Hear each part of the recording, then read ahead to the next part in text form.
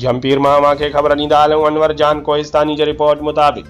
ठठे जे Kohistani UC जमपीर ऐं जंगड़ी में हिक पासे चौपाए माल में विचड़ंदड़ बीमारियूं फैलजण करे चौपायो माल मरण लॻो त ॿिए पासे माण्हुनि में ख़ारिश ऐं चमड़ीअ जूं बीमारियूं फैलजण करे अक्सर नंढा तोड़े वॾा माण्हू ख़ारिश ऐं चमड़ीअ जी बीमारीअ में मुब्तला थी अज़त वारी ज़िंदगी गुज़ारण ते मजबूर बणियल आहिनि। उन सिलसिले में कोहिस्तान के रहवासिन अनवर जान कोहिस्तानी, मोहम्मद इस्माइल, उमर बरफत, रशीद पालारी ऐं ॿियनि दाहिंदे चयो त कोहिस्तानी पट्टीअ में एक तरफ़ चौपाए माल में विचड़ंदड़ बीमारियूं फैलजण करे माल मरण लॻो आहे, जंहिं करे भाॻियुनि खे नुक़सान पहुची रहियो आहे त ॿिए पासे माण्हुनि में ख़ारिश ऐं चमड़ीअ जी बीमारी वबाई सूरत अख्तियार करे वई आहे, जंहिं करे कोहिस्तान वासी सख़्त परेशान आहिनि, जिन खे कोहिस्तानी पट्टीअ में का बि इलाज जी सहूलियत मुयसर न आहे। उन्हनि चयो त पंहिंजी मदद पाण तहत कराचीअ मां जानवरनि जे इलाज लाइ डॉक्टर घुराए बीमार जानवरनि जो इलाज करायो आहे,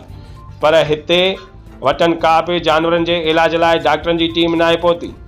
उन्हनि चयो त कोहिस्तानी पट्टीअ में बाअसर बिल्डर माफ़िया पारां संदन ॻोठनि, क़दीमी क़ब्रिस्ताननि, वाटर सप्लाई ऐं क़दीमी ॻोठनि जे आसपास वारनि इलाइक़नि में ताक़त जे ज़ोर ते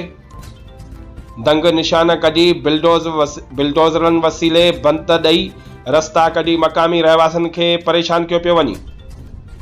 पर इंतज़ामिया हिन तरफ़ को बि ध्यानु ॾियण लाइ तयारु न आहे। उन्हनि घुर कई त फौरन संदसि ॻोठ पका करे संदन क़दीमी क़ब्रिस्ताननि, वाटर सप्लाई स्कीमुनि खे महफ़ूज़ बणाए चौपाए माल जे इलाज लाइ जानवरनि जे पालना खाते पारां डॉक्टरनि जूं टीमूं मोकिले संदन बीमार जानवरनि जो इलाज कराए भाॻियुनि खे वधीक नुक़सान खां बचाए ख़ारिश ऐं चमड़ीअ में मुब्तला माण्हुनि जो इलाज कराइण सां गॾु कोहिस्तान वासियुनि खे समूरियूं बुनियादी सहूलियतूं मुहैया करे खेनि बाअसर बिल्डर माफ़िया मां निजात ॾियाराए कोहिस्तानी ज़मीननि खे कब्ज़नि खां आजो कराए खेनि परेशानीअ खां बचायो वञे।